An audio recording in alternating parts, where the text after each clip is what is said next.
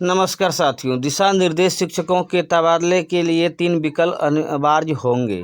शिक्षकों के स्थानांतरण और पदस्थापन के लिए 7 से 22 नवंबर तक ऑनलाइन आवेदन लिए जाएंगे। शिक्षा विभाग ने सोमवार को इस संबंध में दिशा निर्देश जारी कर दिया है। तबादले के लिए 10 विकल्प देने होंगे। इनमें 3 विकल्प देना अनिवार्य है। केवल 3 विकल्प भरे जाते हैं तो इनमें रिक्त नहीं रहने पर सॉफ्टवेयर से निकटतम जिले में तबादले होगा। एक अनुमंडल वाले जिलों के पुरुष शिक्षक पास के जिले के अनुमंडल का विकल्प देंगे। महिला पंचायत का विकल्प देगी। दिशा निर्देश में आवेदन की प्रक्रिया बताई गई है। इसमें कहा गया है कि पुराने नियमित शिक्षक बीपीएससी शिक्षक से बहाल तथा सक्षमता पास शिक्षक अपनी टीचर आईडी से इस शिक्षा कोर्स पोर्टल पर लॉगिन करेंगे। स्क्रीन पर प्रदर्शित 3 मेनू में ट्रांसफर एप्लीकेशन फॉर्म को क्लिक करेंगे। जो पंजीकृत मोबाइल पर ओटीपी जाएगा, इसे अंकित करने के बाद वेरीफाई ओटीपी बटन को क्लिक किया जाएगा। इसके बाद प्रोफाइल एवं वर्तमान पदस्थापन का विवरण स्वतः प्रदर्शित होगा। आवेदन करते समय ओटीपी वाला मोबाइल साथ रखना होगा। मोबाइल और वर्तमान पदस्थापन के विवरण में त्रुटिपूर्ण प्रविष्टि है तो डीओ या डीपीओ स्थापना से सुधार करा ले। प्राथमिक शिक्षा निदेशक पंकज कुमार ने डीओ को पत्र लिखकर दिशा निर्देश शिक्षकों को अवगत कराने के लिए कहा है। अब जो है 7 नवंबर से 21 नवंबर तक आवेदन लिए जाएंगे। ओटीपी वाला मोबाइल जो है साथ में आप रख सकते हैं। उसके बाद 7 विषयों को जो पुनर्परीक्षा हुआ था का प्रवेश पत्र जारी कर दिया गया है। बिहार विद्यालय परीक्षा समिति ने स्थानीय निकाय शिक्षकों को सक्षमता परीक्षा CTT 2024 द्वितीय के अंतर्गत 7 विषयों की परीक्षा रद्द हुई थी और जिसका एडमिट कार्ड जो है जारी कर दिया गया है। आप एडमिट कार्ड डाउनलोड करके और 13 नवंबर को तो पुनर्परीक्षा 13 नवंबर को दोबारा परीक्षा ली जाएगी और उसके बाद आप ना जा करके उसमें एग्जाम दे सकते हैं। शिक्षकों के स्थानांतरण को ऑनलाइन आवेदन 7 तारीख से शुरू हो गया है। तो आप जो है यह पेपर का कुछ कटिंग है, आप इस शिक्षा पोर्टल पर जा करके आवेदन आप 7 तारीख से कर सकते हैं। 7 नवंबर से लेकर के 21 नवंबर तक आवेदन होगा। उसके बाद विकल्प नहीं देने पर, अब देखिए, विकल्प नहीं देने पर कहीं भी होगा शिक्षकों का पदस्थापन। पुरुष शिक्षक 10-10 अनुमंडल का विकल्प दे सकते हैं। ये शिक्षक अगर स्थानांतरण नहीं चाहते हैं तो उनसे कोई सूचना नहीं मांगी जाएगी। दिसंबर में स्कूल आवंटित किए जाएंगे। दिसंबर में सभी को स्कूल आवंटित कर करके 1 जनवरी से 7 जनवरी तक सभी को स्कूल योगदान करना ही होगा। उसके बाद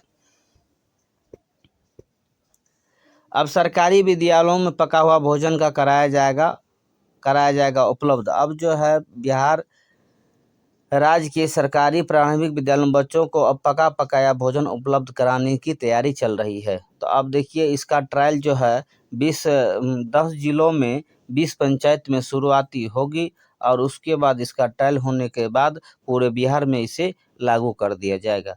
40% शिक्षक ने दिया छुट्टी का आवेदन। आज नहाय खाय है, पर राज्य के सरकारी स्कूलों छूट के नहाय खाय के दिन 5 नवंबर को खुले रहेंगे और स्कूलों में 6 से 9 नवंबर तक की छुट्टी घोषित की गई है। 10 नवंबर को रविवार है होने के कारण 11 नवंबर को स्कूल खुलेगा और इसी बात को देखते हुए 5 नवंबर को नहाय खाय के दिन छुट्टी लेनी पड़ गई। जिला शिक्षा कार्यालय के अनुसार पटना जिले में लगभग 40% छुट्टी है और सोचिए पूरे बिहार में कितना छुट्टी हुआ होगा। इसलिए नीतीश कुमार को इस पर सोचना चाहिए कि बिहार के आस्था पर्व महाछठ को छुट्टी में निश्चित रूप से इसको नहीं काटना चाहिए। तो क्या सरकार का अपना मनमानी चलता है, जो होता है ये इसका बस यदि चले तो कुछ भी कर सकता है। तो कोई बात नहीं, अब जितना जो मिलता है इसी में घुट घुट के जीना है। शिक्षकों के तबादले के लिए 3 विकल्प अनिवार्य कर दिए गए हैं। आप यदि शिक्षक 3 विकल्प देना ही हो जाएगा। 7 से 21 नवंबर तक आवेदन किए जाएंगे। आवेदन के समय ओटीपी वाला मोबाइल साथ रखें। आप इसका गाइडलाइन जारी कर दिया गया है और आप इसका A to Z इसका जो हम डिटेल से पढ़ रहे हैं आप सुनिए और उसके बाद शिक्षकों के स्थानांतरण और पदस्थापन को लेकर शिक्षा विभाग ने सोमवार को दिशा निर्देश जारी कर दिए। विभाग ने कहा कि स्थानांतरण के लिए शिक्षकों को 10 विकल्प देने का अवसर होगा, जिनमें 3 विकल्प देना अनिवार्य होगा। केवल 3 विकल्प ही भरा जाता है तो दिए गए इन विकल्पों में रिक्त नहीं रहने पर सॉफ्टवेयर द्वारा उन्हें उनके निकटतम जिला में पदस्थापित किया जा सकता है। गाइडलाइन में आवेदन की पूरी प्रक्रिया बताई गई है। इसमें कहा गया है कि पुराने नियमित शिक्षक, बीपीएससी से बहाल तथा सक्षमता परीक्षा उत्तीर्ण शिक्षक सभी का जो है मोबाइल से ई शिक्षा पोर्टल पर आवेदन कीजिए। आवेदन करने के बाद उसका ट्रांसफर पॉलिसी तैयार हो जाएगा। 7,289 विशेष शिक्षकों की बहाली जल्द होगी। इसकी अधिसूचना जो है नीतीश सरकार बड़ा फैसला लिया है। सरकार प्राथमिक और मध्य विद्यालयों के लिए विशेष शिक्षक का बहाल की प्रक्रिया जल्द शुरू करने वाली है। समान प्रशासन विभाग बीपीएससी को नियुक्त करने के लिए अधियाचना भेजेगा। नीतीश सरकार 2025 विधानसभा चुनाव से पहले 7 लाख से अधिक बहाली करने वाली है और इसमें 2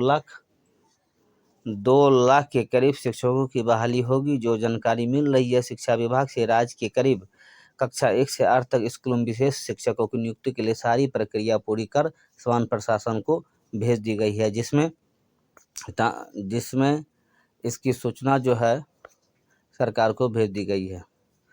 उसके बाद शिक्षकों का ट्रांसफर इंतजार हुआ खत्म। सरकारी स्कूलों में कार्यरत लगभग 3.85 लाख शिक्षक 6 से कर सकेंगे आवेदन। प्रक्रिया ऑनलाइन होगी। 10 अलग अलग जगहों का चुनाव करेंगे और बिहार के लगभग सरकारी स्कूलों में कार्यरत 3.85 लाख शिक्षकों के लिए बड़ी खबर है। बिहार शिक्षा विभाग ट्रांसफर और पोस्टिंग का नया शेड्यूल जारी कर दिया है। सीधे शब्दों में कहे तो ट्रांसफर के लिए अब अप्लाई करने की आस लगाए बैठे शिक्षकों का इंतजार खत्म होने जा रहा है। इसी महीने 6 नवंबर 2024 से शिक्षक ट्रांसफर के लिए आवेदन करेंगे।